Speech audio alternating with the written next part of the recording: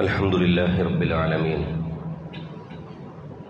نحمد الله ونستعينه ونستهديه ونسترشده ونؤمن به ونتوكل عليه ونعوذ بالله تعالى من شرور أنفسنا ومن سيئات أعمالنا من يهده الله فلا مضل له ومن يضلله فلن تجد له وليا مرشدا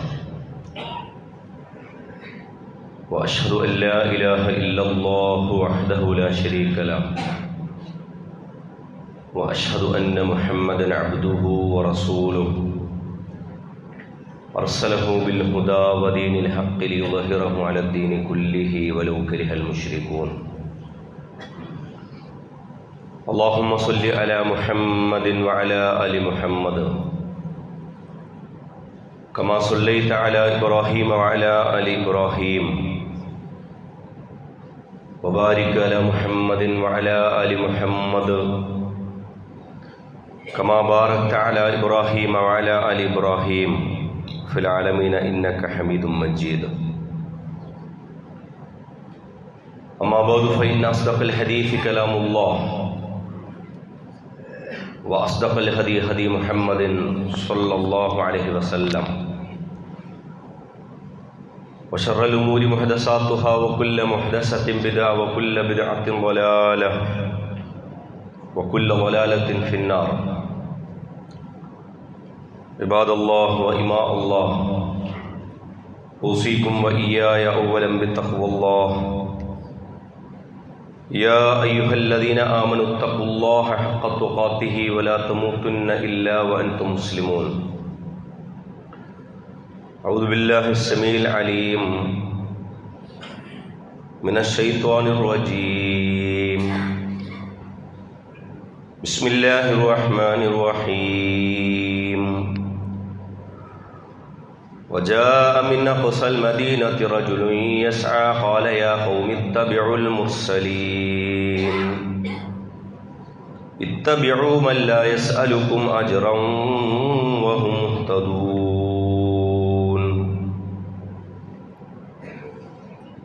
صدق الله العلي العظيم. സ്നേഹധന്യരായ വിശ്വാസിനികളെ സഹോദരി സഹോദരന്മാരെ, രഹസ്യവും പരസ്യവുമായ നമ്മുടെ എല്ലാം ജീവിതത്തിൻ്റെ സർവ്വമേഖലകളെയും അല്ലാഹു സുബ്ഹാനഹു വ തആലയുടെ വിധിവിലക്കുകൾക്കനുസരിച്ച് ക്രമീകരിക്കണമെന്ന്, തഖ്വയോടുകൂടി ജീവിച്ച് മരിക്കണമെന്ന് എന്നെയും നിങ്ങൾ ഓരോരുത്തരെയും ഉണർത്തുകയാണ്, വസിയത്ത് ചെയ്യുകയാണ്. പടച്ചതമ്പുരാൻ അവൻ്റെ സ്വാലിഹുകളും സച്ചരിതരുമായ അടിമകളുടെ കൂട്ടത്തിൽ നമ്മെല്ലാം ഉൾപ്പെടുത്തി അനുഗ്രഹിക്കുമാറാകട്ടെ. ആമീൻ. വിശുദ്ധ ഖുർആനിലെ സൂറത്തുൽ ഖസസിലെയും സൂറത്തു യാസീനിലെയും രണ്ട് പ്രത്യേക കഥാപാത്രങ്ങളാണ് ദൂരത്ത് നിന്ന് വരുന്ന മനുഷ്യർ എന്നുള്ളത്. അകലങ്ങളിൽ നിന്ന് ഓടി വന്ന് സത്യത്തോടൊപ്പം നിലയുറപ്പിച്ച് സത്യമുറക്കെ വിളിച്ചു പറയുന്ന മനുഷ്യർ. ഒരു കാലത്തത് പ്രവാചകന്മാരെ പിന്തുണക്കുന്നതിന് വേണ്ടിയിട്ടായിരുന്നു എന്നാണ് വിശുദ്ധ ഖുർആൻ പറയുന്നതെങ്കിൽ, ഇന്നതിൻ്റെ നേർസാക്ഷ്യം നമ്മൾ നേരിട്ട് കണ്ടുകൊണ്ടിരിക്കുന്ന ഓഗസ്റ്റ് 31 മുതൽ ഒക്ടോബർ 3 വരെ നമ്മൾ കണ്ടുകൊണ്ടിരിക്കുന്ന കാഴ്ചയാണ്. കഴിഞ്ഞ 10-20 വർഷത്തിലധികമായി സമ്പൂർണ്ണ ഉപരോധത്തിലുള്ള ഗസക്ക് പൂർണ്ണാർത്ഥത്തിലുള്ള ഐക്യദാർഢ്യവും അവർക്ക് വേണ്ടുന്ന വിഭവ സമാഹരണവും നടത്തിക്കൊണ്ട് ഏകദേശം 45-ലധികം വരുന്ന രാഷ്ട്രങ്ങളിൽ നിന്ന് അത്രത്തോളം വരുന്ന 50ഓളം വരുന്ന വ്യത്യസ്ത ബോട്ടുകളിലായി 497ഓളം വരുന്ന മനുഷ്യർ ഗസ ലക്ഷ്യമാക്കി നീളുന്ന യാത്ര ചെയ്യുന്ന കാഴ്ചയാണ് നമ്മൾ കാണുന്നത്. ഓഗസ്റ്റ് 31 പുറപ്പെട്ട ആ യാത്ര ഇന്നലെ ഇസ്രയേൽ അവരെ ഇടപെട്ടുകൊണ്ട് അവരുടെ യാത്ര തടസ്സപ്പെടുത്തുകയും അവരുടെ ആക്ടിവിസ്റ്റുകളിൽ പലരെയും കിഡ്നാപ്പ് ചെയ്തു കൊണ്ടുപോയി ആദ്യം കുറച്ചു പേരെ മൊത്തത്തിൽ അവരെ പിടിച്ചെടുക്കുകയും ചെയ്തിട്ടുണ്ട്. അതിലൊരു വെസൽ മാത്രം സാങ്കേതിക കാരണങ്ങളാൽ ഈ കൂട്ടത്തോടൊപ്പം എത്താൻ വൈകിയ ഒരു ഷിപ്പ്, ഏകദേശം ഒരു 6 പേരെ വെച്ചുകൊണ്ടുള്ള ഒരു ചെറിയ ഷിപ്പല്ല, ഒരു ബോട്ട് ഗസക്ക് നേരെ ഇന്നും ഈ വെള്ളിയാഴ്ച രാവിലെ ഇങ്ങനെ പോകുന്നതായിട്ട് ഏറ്റവും അവസാനത്തെ റിപ്പോർട്ട് നമ്മളോട് 3 മണിക്കൂർ മുമ്പുള്ള റിപ്പോർട്ട് പറയുന്നുണ്ട്. അവരും പിടിച്ചെടുക്കപ്പെടും. ഇസ്രായേൽ എന്ന് പറയുന്ന രാഷ്ട്രത്തെക്കുറിച്ച് അറിയുന്ന ഏതൊരാൾക്കും അങ്ങനെ തന്നെയാണ് അതിനെക്കുറിച്ച് അനുമാനിക്കാൻ പറ്റുന്നത്. പക്ഷെ നമ്മുടെ വിഷയം വിശുദ്ധ ഖുർആൻ സൂചിപ്പിക്കുന്ന വജാഅ മിൻ അഖ്സൽ മദീനത്തി റജുലുൻ യസ്ആ, അകലങ്ങളിൽ നിന്ന് ഓടി വന്ന് ഒരു മനുഷ്യൻ വിളിച്ചു പറഞ്ഞു, നിങ്ങൾ ചെയ്യുന്നത് അരുതായ്മയാണ്, നിങ്ങൾ നിൽക്കേണ്ടത് സത്യത്തോടൊപ്പമാണ്, നിങ്ങൾക്ക് ഇവരെ പിന്തുണക്കാൻ ബാധ്യതയുണ്ട്. സൂറത്തുൽ ഖസസിൽ മൂസാ നബി അലൈഹിസ്സലാമയെ പിന്തുണച്ചുകൊണ്ടൊരു മനുഷ്യൻ ഓടി വരുന്നതിനെക്കുറിച്ച് ഖുർആൻ പറയുന്നുണ്ട്. അവിടെ വജാഅ റജുലുൻ മിൻ അഖ്സൽ മദീനത്തി എന്നാണ് പറയുന്നത്. സൂറത്തു യാസീനിൽ വജാഅ മിൻ അഖ്സൽ മദീനത്തി റജുലുൻ എന്നാണ് പറയുന്നത്. ആ പദപ്രയോഗത്തിൽ മാത്രമാണ് വ്യത്യാസം. നമ്മളൊക്കെ ആലോചിക്കേണ്ട വളരെ പ്രധാനപ്പെട്ടൊരു വിഷയമാണ് എന്നാണ് പ്രിയപ്പെട്ടവരെ ഇതിനെക്കുറിച്ച് നമുക്ക് തോന്നുന്നത്. എന്തുകൊണ്ടാണ് അകലങ്ങളിൽ നിന്ന് മനുഷ്യർ വരേണ്ടി വരുന്നത്?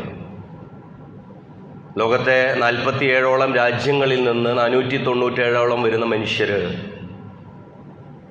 അവരവസാനത്തെ വസിയത്ത് വീട്ടുകാർക്ക് പറയുന്നുണ്ട്, ഇത് ഞങ്ങളുടെ അവസാനത്തെ സന്ദേശമാകാം. ഒരുപക്ഷെ ഇനി ലൈനിൽ വന്നുകൊണ്ട് നിങ്ങളോട് സംസാരിക്കാൻ ഞങ്ങൾക്ക് പറ്റിക്കൊള്ളണമെന്നില്ല, മറിച്ച് ഞങ്ങൾ ഗസക്ക് നേരെയുള്ള ഞങ്ങളുടെ ഐക്യദാർഢ്യവുമായി മുന്നോട്ട് പോവുകയാണ്. ഇസ്രായേൽ ഇതിൽ ഇടപെടേണ്ട ഒരാവശ്യമില്ല ശരിക്കും.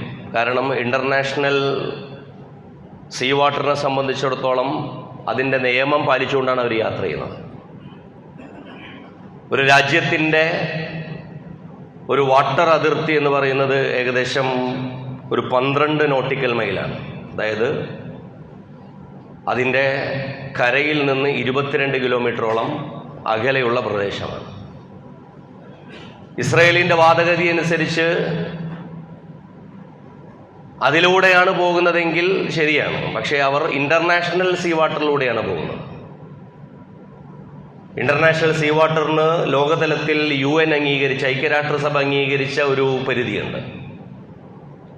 ഏകദേശം 370 കിലോമീറ്ററോളം വരുന്ന ഈ 22 കിലോമീറ്ററും കഴിഞ്ഞ് 370 കിലോമീറ്ററോളം വരുന്ന ഭാഗത്ത് ലോകത്തെ ഏത് രാജ്യത്തിനും ഏത് രാജ്യക്കാർക്കും അവരുടെ ഐഡൻറ്റിറ്റി വെളിവാക്കിക്കൊണ്ട് ഫിഷിങ്ങിന്, സാമ്പത്തിക ഇടപാടുകൾക്ക്, ഡിഗ്ഗിങ്ങിന്, മറൈൻ ആക്ടിവിറ്റികൾക്കൊക്കെ ലോകതലത്തിൽ നിയമമുള്ള ഒരു വ്യവസ്ഥയിലാണ് നമ്മൾ ജീവിച്ചു പോരുന്നത്. അതുകൊണ്ടാണ് ഇതിനുമേലുള്ള ആക്രമണം ഏകദേശം 10-20ഓളം രാജ്യങ്ങൾ ഇതിനകം അവരുടെ പ്രസ്താവനകൾ പറഞ്ഞു കഴിഞ്ഞു. ഇത് വലിയൊരു വയലേഷനാണ്. ഇസ്രായേൽ എന്ന് പറയുന്ന ഒരു രാഷ്ട്രത്തിന് പ്രത്യേകിച്ച് നിയമങ്ങളും അതിന് ടെറിട്ടോറിയൽ ബൗണ്ടറികളും ഒരു രാജ്യാതിർത്തിയുമായി ബന്ധപ്പെട്ട നിയമങ്ങളൊന്നും ബാധകമല്ലാത്തതുകൊണ്ട് അവർക്ക് ഇൻ്റർനാഷണൽ ലോയോട് പ്രത്യേകിച്ച് എന്തെങ്കിലും ഒരു കൂറ് ബഹുമാനം ഉണ്ടാകുന്നത് നമ്മൾ പ്രതീക്ഷിക്കുന്നില്ല. പക്ഷെ അപ്പോൾ നമ്മൾ പറയുന്നത് ഇവരെക്കുറിച്ചാണ്. ഗസക്കടുത്തുള്ള മനുഷ്യർ, അപ്പുറത്ത് ഈജിപ്തുണ്ട്, റഫാ അതിർത്തി തുറക്കണോ തുറക്കണ്ടയോ എന്നുള്ളതിനെ കുറിച്ച് ഇനിയും തീരുമാനിക്കാത്തൊരു മുസ്ലിം രാജ്യമുണ്ട്. ചുറ്റുമുള്ള എത്രയോ അറബ് രാജ്യങ്ങളുണ്ട്. ഇവർക്കൊന്നും സാധിക്കാത്തൊരു കാര്യം അകലങ്ങളിൽ നിന്നുള്ള മനുഷ്യർക്ക് സാധിക്കുന്നു എന്നുള്ളത് ലോകത്തെ സംബന്ധിച്ച് നമ്മളുടെ പ്രതീക്ഷയാണ്. ലോകത്തെ സംബന്ധിച്ച് നമ്മുടെ പ്രതീക്ഷയാണ്. നമ്മൾ മനസ്സിലാക്കേണ്ട വളരെ പ്രധാനപ്പെട്ട ഒരു കാര്യം, നമ്മുടെ കുട്ടികളെയും നമ്മുടെ ചെറുപ്പക്കാരെയൊക്കെ പ്രത്യേകമായി ഉത്ബോധിപ്പിക്കുകയോ അവർ മനസ്സിലാക്കുകയോ ചെയ്യേണ്ടുന്നൊരു കാര്യം, ഈ ഷിപ്പുകളെ അതല്ലെങ്കിൽ ഈ ഫ്ലോട്ടിലയെ ഗ്ലോബൽ സുമൂദ് ഫ്ലോട്ടില, സുമൂദ് എന്ന് പറഞ്ഞാൽ അടിയുറച്ച് നിൽക്കുക എന്നുള്ളൂ. അതായത് സ്റ്റാൻഡ് സ്റ്റിലായിട്ട് നിൽക്കുക, ഒരു ഷിവറിങ്ങും ഇല്ലാതെ, ഒരു തരത്തിലുമുള്ള വിറയലുമില്ലാതെ അടിയുറച്ച് നിൽക്കുക എന്നാണ് അവർ പേരിട്ടിരിക്കുന്നത്. ഇതിന് നേതൃത്വം നൽകുന്നത് 2 തവണ ഇതിനായി നേതൃത്വം നൽകിയ, ഇപ്പോൾ അത് സക്സസ് ആയി ലോകശ്രദ്ധയിൽ ഗസ വിഷയം, പ്രത്യേകിച്ചും ഒക്ടോബർ 7 വരുമ്പോൾ 2 വർഷം തികയുന്ന തൂഫാനുൽ അഖ്സയുടെ ഈ വാർഷിക വേളയിൽ ഇതിന് നേതൃത്വം നൽകുന്ന ഗ്രേറ്റ ടിൻഡിൽ ഏലിയോര എൺമാൻ തെൻബർഗിൻ്റെ വയസ്സ് എന്ന് പറയുന്നത് 22 വയസ്സ്. ഗ്രേറ്റ തുൻബർഗിന്റെ വയസ്സ് 22 വയസ്സാണ്. 22 വയസ്സോ 30 വയസ്സോ ഉള്ള ചെറുപ്പക്കാർക്ക് ഗസയെക്കുറിച്ച് എന്തറിയാം, ഇസ്രയേലിനെ കുറിച്ച് എന്തറിയാം, ലോക സാമൂഹിക രാഷ്ട്രീയ സാഹചര്യങ്ങളെക്കുറിച്ച് എന്തറിയാം എന്ന് നമ്മൾ ആലോചിക്കുന്നിടത്താണ് 22 വയസ്സുള്ള ഒരു പെൺകുട്ടി ലോകത്തെ 45 രാജ്യങ്ങളിൽ നിന്നുള്ള മനുഷ്യരെ സംഘടിപ്പിച്ചുകൊണ്ട് മനുഷ്യ സമൂഹം കണ്ടതിൽ ഏറ്റവും അധികം കിരാതമായ ഒരക്രമത്തിനെതിരെയുള്ള, അതിനിരയാകുന്ന ജനതയോടുള്ള ഐക്യദാർഢ്യം പ്രകടിപ്പിച്ചുകൊണ്ട് വരുന്നത്. ഇത് നമ്മളുടെ കണ്ണു തുറപ്പിക്കേണ്ടുന്ന ഒരു കാര്യമാണ്. കാരണം അവർക്കതിൻ്റെ കോസ് അറിയാം. എന്തിനാണ് തങ്ങളെങ്ങനെ ഇറങ്ങിപ്പുറപ്പെട്ടേ പറ്റൂ. സൗത്ത് ആഫ്രിക്കയിൽ നിന്ന് നെൽസൺ മണ്ടേലയുടെ പേരക്കുട്ടിയുണ്ട്. നമ്മൾ മനസ്സിലാക്കേണ്ട ഒരു കാര്യമാണ്, നെൽസൺ മണ്ടേല ചരിത്രത്തിൽ അവസാനിച്ചു പോയിട്ടില്ല.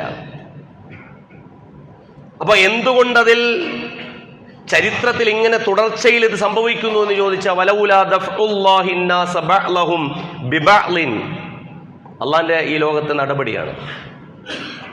ഈ ലോകത്ത് വിശ്വാസികളോ അതല്ലെങ്കിൽ വിശ്വാസികളായ ആളുകളെ കൊണ്ട് മാത്രമല്ല ഈ ലോകത്തെ പടച്ചവൻ നിലനിർത്തുന്നത്.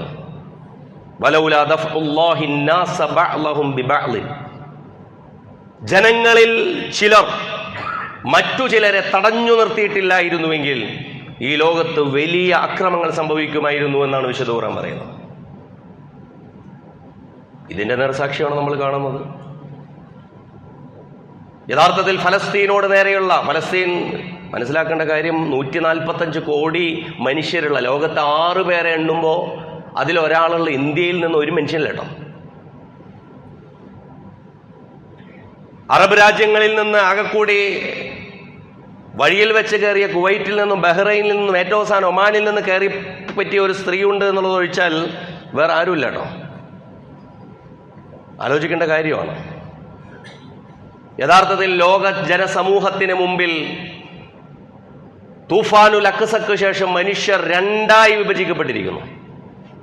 ഒന്ന് ഫലസ്തീൻ കോസിനൊപ്പം നിൽക്കുന്നവർ, ഒന്ന് ഇസ്രയേൽ എന്ന് പറയുന്ന രാജ്യത്തോടൊപ്പവും അവരുടെ നിലപാടിനൊപ്പവും, അതല്ലെങ്കിൽ അതാണ് എൻ്റെ ജീവിത നിലപാട് എന്നുള്ള അർത്ഥത്തിൽ ഈ ലോകത്തോട് തന്നെ നിലപാട് പ്രഖ്യാപിച്ചവർ. തൂഫാനുൽ അഖ്സക്ക് മുമ്പ് മാസത്തിൽ ഏകദേശം 300-നും 400-നും ഇടയിലാണ് ഫലസ്തീനികൾ കൊല്ലപ്പെട്ടിരുന്നത്. നമ്മൾ പലരും പറയും 2023 ഒക്ടോബർ 7 മുമ്പ്, അന്നാണ് ഫലസ്തീൻ ചെറുത്തുനിൽപ്പ് പ്രസ്ഥാനം ഹമാസിന്റെ നേതൃത്വത്തിൽ ഇസ്രായേലിനെതിരെയുള്ള പ്രത്യാക്രമണം ഉണ്ടാകുന്നത്. അവരന്ന് പറഞ്ഞ് അതിന് പേരിട്ടത് തൂഫാനുൽ അഖ്സ എന്നാണ്. തൂഫാനുൽ അഖ്സ, അഖ്സ ഫ്ലഡ് എന്നാണ് അതിന് പേരിട്ടത്. മസ്ജിദുൽ അഖ്സയുടെ കീഴിലുള്ള ഖനനം ഇപ്പോൾ ഇസ്രായേൽ തുടർന്നുകൊണ്ടിരിക്കുകയാണ്. സാലിസുൽ ഹറമൈൻ, 3ാമത്തെ ഹറം എന്ന് വിശ്വാസികൾക്ക് അത്രമേൽ പ്രാധാന്യപൂർവ്വം പരിഗണിക്കേണ്ടുന്ന ഒരു സ്ഥലം, അതിന് ഞങ്ങളാകുന്ന ഈ 22 ലക്ഷം പേർ മാത്രമേ ഇനി കാവൽക്കാരായുള്ളൂ എന്നുള്ള ബോധ്യത്തിൽ നിന്നാണ് ഗസക്കാരിറങ്ങുന്നത്. ചിലർ പറയും ഗസക്കാർക്ക് എന്ത് പോയത്തരാണ് അവർ കാണിച്ചത്, ഒരു കന്തുല്ലാത്തതുകൊണ്ട് ഇറങ്ങിയ പരിപാടിയല്ലത്. വെറുതെ ജീവൻ കളയുന്നു. ഈ ലോകത്തെ ഏറ്റവും മികച്ച ഓഫർ, ഒരുപക്ഷെ അറബ് രാജാക്കന്മാരെക്കാൾ ഏകാധിപതികളെക്കാൾ മികച്ച ഓഫർ UK-യിലെയും US-ലെയും ബംഗ്ലാവുകളും മാൻഷനുകളും ഒക്കെ കിട്ടാൻ പറ്റുന്ന മികച്ച ഓഫർ ലഭിച്ചവരാണ് ഫലസ്തീൻ ചെറുത്തുനിൽപ്പ് പ്രസ്ഥാനത്തിന്റെ നേതാക്കൾ എന്ന് പറയുന്നത്. പക്ഷെ അവര് ആ മാർഗത്തിൽ കൊടുത്തത് നമ്മൾ ആലോചിക്കണം, സ്വന്തം ജീവനാണ്. സ്വന്തം ജീവനാണെന്ന് പറയുമ്പോൾ ഈ നേതാക്കളൊക്കെ സുഖവാസത്തിലായിരുന്നു എന്നാണ് ഇസ്രായേൽ ആദ്യം പ്രചരിപ്പിച്ചിരുന്നത്. നമ്മളുടെ ചില ആളുകളൊക്കെ അങ്ങനെ പറഞ്ഞിരുന്നു, ജനങ്ങളെ കൊല്ലാൻ വിട്ടിട്ട് നേതാക്കളൊക്കെ പോയിട്ട്. നേതാക്കൾ എല്ലാവരും ഷഹാദത്ത് കൈവരിച്ചിരിക്കുന്നു, എല്ലാവരും. ഇസ്മായിൽ ഹനിയ മറ്റൊരു രാജ്യത്ത് ഇറാനിൽ പോയി അവിടുത്തെ ഒരു ഔദ്യോഗിക ചടങ്ങിൽ പങ്കെടുത്തുകൊണ്ടിരിക്കെ അവിടെ വെച്ച് ബോംബ് ബ്ലാസ്റ്റിങ്ങിന് ഇരയാകുന്നു. യഹ്യ സിൻവാർ എന്ന് പറയുന്ന സയ്യിദു തൂഫാനുൽ അഖ്സയുടെ സൂത്രധാരൻ എന്നറിയപ്പെടുന്ന ഫലസ്തീനി നേതാവ്, അദ്ദേഹം മരണപ്പെട്ട് ഇസ്രായേൽ പുറത്തുവിടുന്ന അദ്ദേഹത്തിന്റെ പോസ്റ്റ്മോർട്ടം റിപ്പോർട്ടുണ്ട്. ആ പോസ്റ്റ്മോർട്ടം റിപ്പോർട്ട് പ്രകാരം പറയപ്പെടുന്നത് 4 ദിവസമായി അവസാനമായി അദ്ദേഹം ഭക്ഷണം കഴിച്ചിട്ടുണ്ടാവും. 4 ദിവസമായി ഒരു തുള്ളി വറ്റ് അദ്ദേഹത്തിന്റെ വയറ്റിൽ പ്രവേശിച്ചിട്ടുണ്ട്. ലക്ഷക്കണക്കിന് സ്വത്തുമായി ഗസയിൽ ഗസ വഴി തുരങ്കത്തിലൂടെ നാടുവിട്ടു എന്ന് ഇസ്രായേൽ തന്നെ പ്രഖ്യാപിച്ച ആളാണ് യഹ്യ സിൻവാർ. അദ്ദേഹത്തിന്റെ ഭാര്യയും ആർഭാട ജീവിതം നയിക്കുകയാണ് ഈ ഫലസ്തീനികളെ കൊല കൊടുത്തിട്ട്. അദ്ദേഹവും അദ്ദേഹത്തിന്റെ സുഹൃത്തുക്കളും ഈ ഓപ്പറേഷനിടയിൽ ആദ്യത്തെ സമയത്ത് 1 വർഷം മുമ്പ് അദ്ദേഹത്തിന്റെ സുഹൃത്തുക്കളും, അതായത് ഖത്തായിബുൽ ഖസ്സാമിന്റെ പടയാളികളും യഹ്യ സിൻവാറും കൂടി ഒരു സമയത്ത് ഒരു ഇസ്രായേൽ ബാരക്കിൽ പ്രവേശിക്കുന്ന ഒരു സംഭവം അദ്ദേഹത്തിന്റെ പോരാളി പറയുന്നുണ്ട്.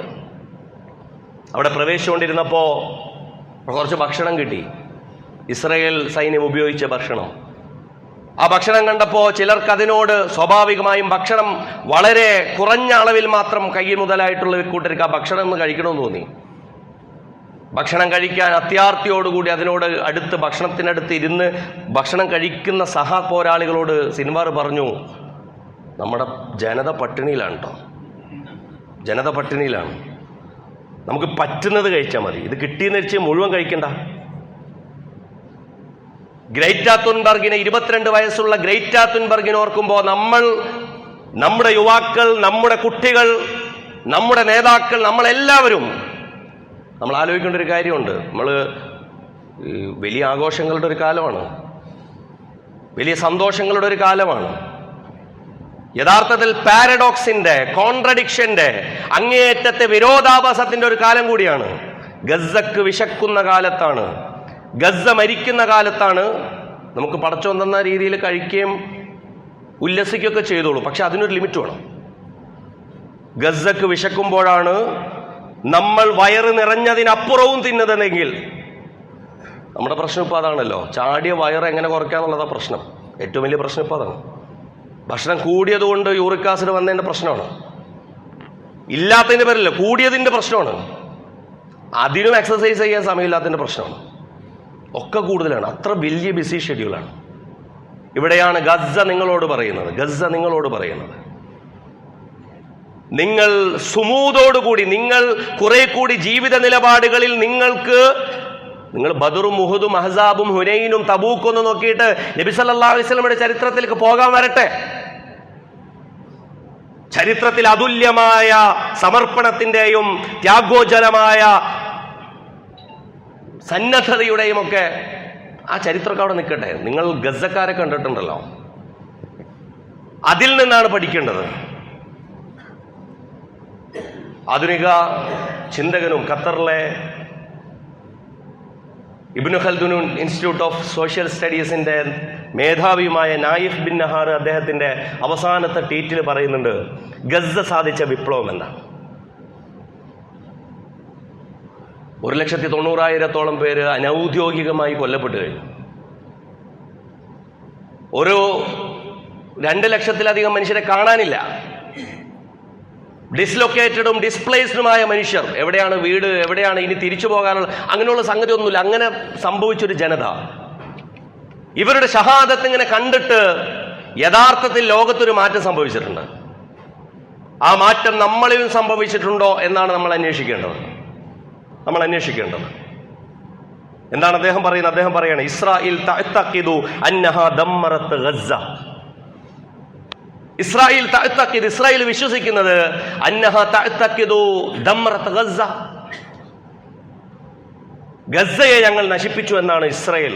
ഗസ്സ എന്ന് പറയുന്ന കൊച്ചു പ്രദേശത്തെ ബോംബിട്ട് നശിപ്പിച്ചു എന്നാണ് അവർ വിശ്വസിക്കുന്നത്. ലാകിന്നഹാ ഫിൽ ഹഖീഖത്തി ഹദമത് അന്നമൂദജൽ ഗർബി അല്ലദി സൈത്തറ അലൽ ഫിക്രിൽ ഇസ്ലാമി ലിഅക്സറ മിൻ ഖർൻ. ഒരു നൂറ്റാണ്ടോളമായി പാശ്ചാത്യൻ ഭരണകൂടങ്ങളുടെ വാർപ്പു മാതൃകകൾ, അവരുടെ ചിന്തകൾ താലോലിച്ച് ഇതാണ് ലോകത്തിലെ ഏറ്റവും വലിയ ജനാധിപത്യം, അങ്ങ് പടിഞ്ഞാറുനിന്ന് വരാനുള്ളതാണ്, മനുഷ്യാവകാശത്തിന്റെ പ്രഖ്യാപനം അവിടെ നിന്ന് വരാനുള്ളതാണ് എന്ന് കരുതിയിരുന്ന മുസ്ലിം ലോകത്തെ, അവരിൽ മനസ്സാക്ഷിയുള്ളവരെ ഉണർത്താൻ ഗസ്സക്ക് കഴിഞ്ഞിട്ടുണ്ട്. മനസ്സാക്ഷിയുള്ളവരെ മാത്രം കേട്ടോ.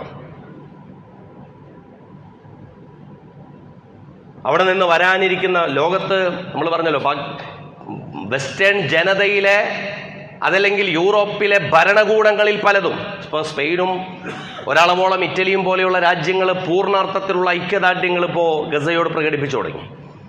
ഈ ഫ്ലോട്ടില തുടങ്ങുന്നത് ഓഗസ്റ്റ് 31 സ്പെയിനിൽ നിന്നാണ്.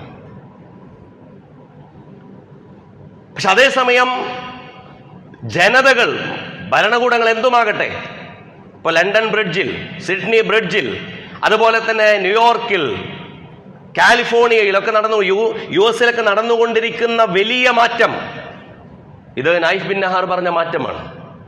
ഒരു നൂറ്റാണ്ടിലധികമായി ജനതകളുടെ മസ്തിഷ്കത്തിനുമേൽ അട്ടിപ്പേറായിരുന്ന ചില ബോധങ്ങളെ തകർക്കാൻ ഗസ്സക്ക് സാധിച്ചിട്ടുണ്ട്. ആ സാധ്യതകളിൽ വളരെ പ്രധാനപ്പെട്ടതാണ് വൽയൗം. അതുകൊണ്ട് ഇന്ന് ബഅദ മജ്സറത്തി ഗസ്സ വൻകിശാഫിൻ നിഫാഖിൽ ഗർബി, പാശ്ചാത്യ ഭരണകൂടങ്ങളുടെ നിഫാഖ്, കാപഢ്യം. മനുഷ്യാവകാശം എന്ന് പറയുമ്പോൾ who is human in human rights. Human rights വലിയ സംഭവമാണെന്നാണ്.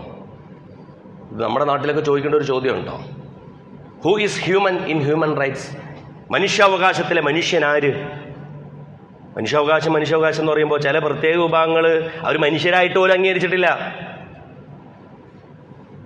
അവർ മനുഷ്യരാണെന്ന് അംഗീകരിച്ചിട്ടില്ല. അതുകൊണ്ടാണ് നിർബാധം അവരുടെ പള്ളികളും മുസല്ലകളും തകർക്കാൻ സാധിക്കുന്നത്, അവരുടെ വീടുകൾ ഒറ്റയടിക്ക് നിലംപരിശാക്കാൻ സാധിക്കുന്നത്. ഇന്ത്യയുടെ അവസ്ഥയൊക്കെ നമ്മൾ വെച്ച് നോക്കണം.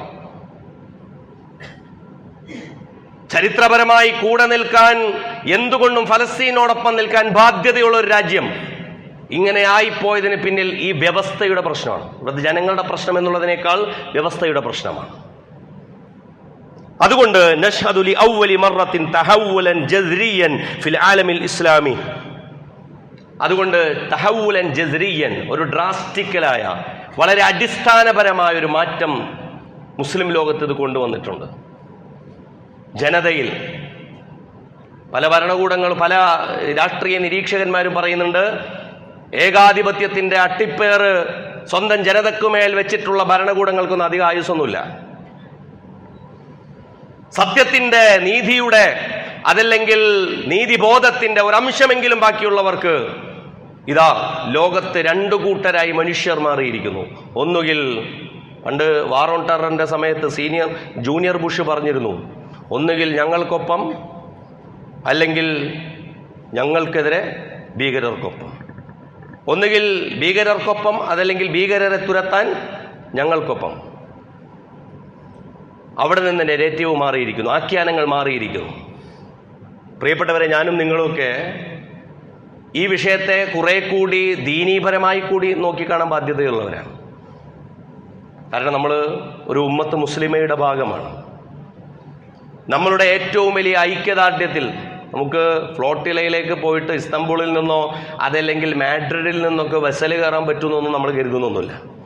പക്ഷെ ഏറ്റവും ചുരുക്കി നമ്മളെ കൊണ്ട് പറ്റുന്നതൊക്കെ നമ്മൾ ചെയ്യണം. നമ്മുടെ അടുത്ത തലമുറക്ക് കാതോട് കാതോരം നമുക്ക് ഈ ചരിത്രത്തെയും ഈ ആവേശത്തെയും കെടാതെ കൈമാറാൻ സാധിക്കണം. നമ്മുടെ ഐക്യദാർഢ്യങ്ങളിൽ അവരുണ്ടാകണം. ഒരു മുട്ടായി വാങ്ങിക്കുമ്പോൾ പോലും നിങ്ങൾക്ക് അവിടെ ഒരു തെരഞ്ഞെടുപ്പ് ഉണ്ടാകണം. നിങ്ങൾക്കൊരു ബ്രാൻഡ് തിരഞ്ഞെടുക്കുമ്പോൾ പോലും നിങ്ങൾ വാങ്ങിക്കഴിഞ്ഞതിനെ കുറിച്ചല്ല കേട്ടോ ഞാൻ പറയുന്നത്. നിങ്ങൾക്ക് വാങ്ങാനുള്ളതിലുള്ള സൂക്ഷ്മതയെക്കുറിച്ചാണ് ഞാൻ പറയുന്നത്.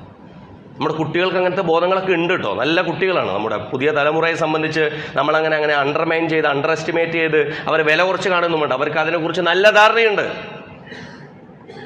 അത്തരത്തിൽ ഉള്ള പ്രതിനിധികളുടെ മുൻനിരയിൽ നിൽക്കുന്ന ആളാണ് ഗ്രേറ്റ തൻബർഗ്. 22 വയസ്സുള്ള സ്റ്റോക്ക്ഹോംകാരിയായ സ്വീഡൻകാരിയായ അവർക്ക് ഇങ്ങനെ ഒരു ഉദ്യമത്തിന് നേതൃത്വം നൽകാൻ സാധിച്ചുവെങ്കിൽ നമ്മൾ ഈ പറയുന്ന ജൻസി പിള്ളേരാണല്ലോ നടത്തുന്നത്. അങ്ങനെയുണ്ടല്ലോ, ഈ ജൻസി പിള്ളേർ നടത്തുന്ന സാധനമാണത്. അല്ലാതെ പഴയ തലമുറയിലുള്ള ആശാന്മാരൊന്നല്ല ഈ പുതിയ പിള്ളേരെ നടത്തുന്നത്. അതുകൊണ്ട് ലോകം പ്രതീക്ഷാ നിർഭരമായ ഒരനുഭവമാണ്. വജാഅ റജുലുൻ മിൻ അഖ്സൽ മദീനതി യസ്ആ വജാഅ മിൻ അഖ്സൽ മദീനതി റജുലുൻ യസ്ആ. ഓടി വന്ന് ഇത് പാടില്ലെന്ന് പറയാൻ ലോകത്ത് മനുഷ്യരുണ്ടാകും. അവർക്കൊപ്പം വിശ്വാസത്തിന്റെ കുറെ കൂടി ഉജ്ജ്വലമായ മാതൃകൾ നേരത്തെ തന്നെ രചിച്ചുകൊണ്ട് ഗസ അവിടെയുണ്ട്. ലോകത്തെ ഏറ്റവും വലിയ വിശ്വാസത്തിന്റെ സമർപ്പണത്തിന്റെ സാക്ഷ്യം കൊടുത്തിട്ടുള്ള ഒരു ജനത. അതുകൊണ്ട് നമ്മളൊക്കെ ഏറ്റവും മികച്ച മനുഷ്യരാകാൻ പറ്റുന്ന, ഏറ്റവും മികച്ച നീതിബോധത്തിന്റെ സാക്ഷ്യമായി ജീവിക്കാൻ പറ്റുന്ന മനുഷ്യരാകാൻ പറ്റുന്ന ഒരു കാലത്താണ് നമ്മളുള്ളത്. അതുകൊണ്ട് നമ്മുടെ കുട്ടികൾ, നമ്മുടെ കുടുംബങ്ങൾ, കുടുംബനാഥന്മാർ, കുടുംബിനികൾ ഒരു പുതിയൊരു കാലത്തേക്ക് ഗസയിൽ നിന്ന് ആവേശം സ്വീകരിച്ചുകൊണ്ട്, ഗസ എന്നുള്ളത് അവിടുത്തെ മനുഷ്യര് ഷഹാദത്ത് വരിച്ചുകൊണ്ട് മരിച്ചുപോയാൽ തീരാവുന്ന ഒരു പ്രദേശമല്ല, മറിച്ച് ഒരാശയമാണ്. യൂറോപ്യൻ രാജ്യങ്ങളിൽ നേരത്തെ ഹോളോകോസ്റ്റിന്റെ അനുതാപവും സഹതാപ തരംഗങ്ങളൊക്കെ വെച്ചുകൊണ്ട് ഇസ്രയേലിന് നേരെ ഉണ്ടായിരുന്ന, അങ്ങനെ വേണം, അതും പടച്ചോന്റെ ഒരു നിലപാടാണല്ലോ.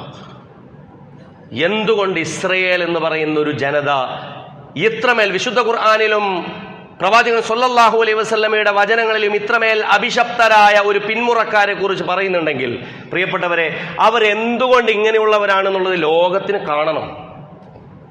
ലോകത്തിന് കാണണ്ടേ? ഇക്കൂട്ടർ ഇങ്ങനെയുള്ളവരാണെന്ന് വിശുദ്ധ ഖുർആൻ എന്തോ ഒരു കെറിവ് തീർത്തുകൊണ്ട് പറഞ്ഞ വാക്കാണെന്ന് വരെ ഇവരിങ്ങനെയുള്ളവരാണ് എന്ന് അവരുടെ ചെയ്തികളിലൂടെ ലോകത്തിന് മുന്നിൽ കാണിച്ചു തന്നെ. അതുകൊണ്ട് അബൂബൈദ വന്ന് പറയുന്നുണ്ട്, നസ്റുൻ ഔ ഇസ്തിഷ്ഹാദുൻ, ഒന്നുകിൽ വിജയം അല്ലെങ്കിൽ രണ്ടും രക്തസാക്ഷ്യം. ഇത് രണ്ടും വിജയമാണ്. വിജയിക്കാതെ പോരാട്ടം പാതി വഴിയിൽ ഒളിപ്പിച്ചു വെച്ചുകൊണ്ട് പിന്മടങ്ങല്ല ചെയ്യുന്നത്, ഷഹാദത്താണ്. അതുകൊണ്ട് വിശ്വാസിക്ക്, പ്രത്യേകിച്ചും ലോകത്ത് മർദ്ദിതരുടെ എണ്ണം, അക്രമ ഭരണകൂടങ്ങളുടെ മുഷ്കിനിരയാകുന്ന ചൂഷിതരാകുന്ന ജനതകളുടെ എണ്ണം കൂടിക്കൊണ്ടിരിക്കുന്ന കാലത്ത് അവരോട് ഗസ പറയുന്നു, ഞങ്ങൾ പിടിച്ചുകളേ 22 കിലോമീറ്ററിൽ അതല്ലെങ്കിൽ 40 കിലോമീറ്ററിൽ ഞങ്ങൾ പിടിച്ചിട്ടുണ്ടല്ലോ, പിന്നെന്താ നിങ്ങൾക്ക് പിടിച്ചെന്നാൽ? നിങ്ങൾക്ക് ഇത്ര വലിയ പ്രയാസമുണ്ടോ? നിങ്ങൾക്ക് ഇത്ര വലിയ പ്രശ്നമുണ്ടോ? ഞങ്ങളെ നിങ്ങൾ കാണുന്നില്ലേ എന്ന് നമ്മളോട് പറഞ്ഞ് നമ്മളെ ത്രസിപ്പിക്കുന്ന ഈമാൻ കൊണ്ടും ഖുർആൻ കൊണ്ടും ഇസ്ലാം കൊണ്ടും റസൂലിനെ കുറിച്ചുള്ള ഓർമ്മകൾ കൊണ്ടും നമ്മളെ ത്രസിപ്പിക്കുന്ന അനുഭവമാണ് ഗസ നമുക്ക് തരുന്നത്. ആ മാർഗത്തിൽ അടിയുറച്ചു നിന്ന് അള്ളാഹുവിലേക്ക് മടങ്ങാനുള്ള തൗഫീക്ക് നൽകി അള്ളാഹു നമ്മെ അനുഗ്രഹിക്കുമാറാകട്ടെ. ഈ ലോകത്തെ നീതിബോധത്തെയും സത്യസന്ധതയെയും ഉയർത്തിപ്പിടിച്ച മനുഷ്യർക്ക് ഈ ലോകത്ത് വിജയം നൽകി അള്ളാഹു അവരെ അനുഗ്രഹിക്കുമാറാകട്ടെ. ഗസക്ക് ആസന്നമായ വിജയം നൽകി, ആസന്നമായ ശാന്തി നൽകി അള്ളാഹു അവരെ അനുഗ്രഹിക്കുമാറാകട്ടെ. ഈ ലോകത്തെ ഏറ്റവും മികച്ച ഒരു നല്ല ഭാവി നൽകി അള്ളാഹു ലോകത്തെ മൊത്തം അനുഗ്രഹിക്കുമാറാകട്ടെ. നമ്മുടെ വീഴ്ചകൾ പടച്ച റബ്ബ് നമുക്ക് പുറത്തു തരുമാറാകട്ടെ. വലിയ പ്രയാസങ്ങൾ കൊണ്ട്, ശാരീരികമായ ബുദ്ധിമുട്ടുകൾ, ഇന്നലെ നമ്മുടെ ഒരു സുഹൃത്ത്, അദ്ദേഹത്തിൻ്റെ ഭാര്യയും കുട്ടിയും സഞ്ചരിച്ചിരുന്ന ഒരു കാറ് ഒരു ടിപ്പറിന് ഇടിച്ച് കുട്ടിയുടെയും ഉമ്മയുടെയും കയ്യിലും കാലിലും നേരെ ടിപ്പർ കയറി ഇറങ്ങി. ഒരു പ്രത്യേകമായ ഒരു പ്രാർത്ഥന ആവശ്യപ്പെട്ടിട്ടുണ്ട്. പടച്ച റബ്ബ് പൂർണ്ണമായ ശിഫ നൽകി അവനെ അനുഗ്രഹിക്കുമാറാകട്ടെ. വലിയ ബുദ്ധിമുട്ടുകൾ കൊണ്ട് പ്രയാസപ്പെടുന്ന എല്ലാവർക്കും അള്ളാഹു ശിഫ നൽകുമാറാകട്ടെ. സാമ്പത്തികമായി, ശാരീരികമായി, മാനസികമായ വ്യതകൾ, വലിയ കുറേ ടെൻഷനുകളൊക്കെ ഉള്ള മനുഷ്യർ നമ്മുടെ അടുത്ത് വന്ന് ഇങ്ങനെ അവരുടെ വിഷമങ്ങൾ പറയാറുണ്ട്. പടച്ചവൻ അവരുടെ പ്രിയപ്പെട്ടവർക്കൊക്കെയുള്ള മാനസികമായ പ്രയാസങ്ങൾ ദൂരീകരിച്ചു കൊടുക്കുമാറാകട്ടെ. അള്ളാഹു നമ്മിൽ നിന്ന് മരണപ്പെട്ടു പോയവർക്ക് മഗ്ഫിറത്തും റഹ്മത്തും നൽകുമാറാകട്ടെ. അവരെയും നമ്മയും അവൻ്റെ ജന്നാത്തുൽ ഫിർദൗസിൽ ഒരുമിച്ച് കൂട്ടുമാറാകട്ടെ. വഖൂലു ഖൗലി ഹാദാ വസ്തഗ്ഫിറുല്ലാഹ ലി വലക്കും വസ്തഗ്ഫിറൂഹു ഇന്നഹു ഹുവൽ ഗഫൂറുർ റഹീം.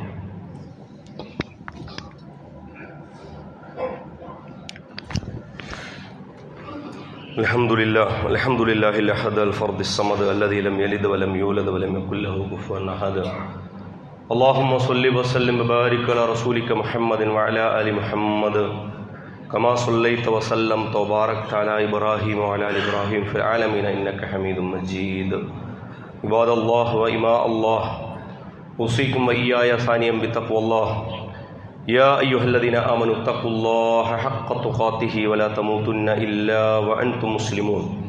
اللهم اغفر للمؤمنين والمؤمنات والمسلمين والمسلمات الأحياء منهم والأموات إنك مجيب الدعوات يا قاضي الحاجات. اللهم ربنا آتنا في الدنيا حسنة وفي الآخرة حسنة وقنا عذاب النار. اللهم ربنا آتنا في الدنيا حسنة وفي الآخرة حسنة وقنا عذاب النار. اللهم انصر إخواننا بأرض فلسطين بأرض غزة يا رب العالمين بنصرك العزيز على القوم الكافرين. اللهم دمر أعداءنا أعداءك أعداء الدين. اللهم زلزل أقدامهم. اللهم فرق جمعهم. اللهم هدم حصونهم يا رب العالمين. اللهم ربنا آت نفوسنا تقواها وزكها أنت خير من زكاها أنت وليها ومولاها. اللهم ربنا تقبل منا إنك أنت السميع العليم وتب علينا إنك أنت التواب الرحيم واغفر لنا يا غافر المذنبين وارحمنا بأنواع رحمتك يا أرحم الراحمين. وصلى الله تعالى على خير خلق محمد وآله وصحبه أجمعين. سبحان ربك رب العزة عما يصفون وسلام على المرسلين والحمد لله رب العالمين.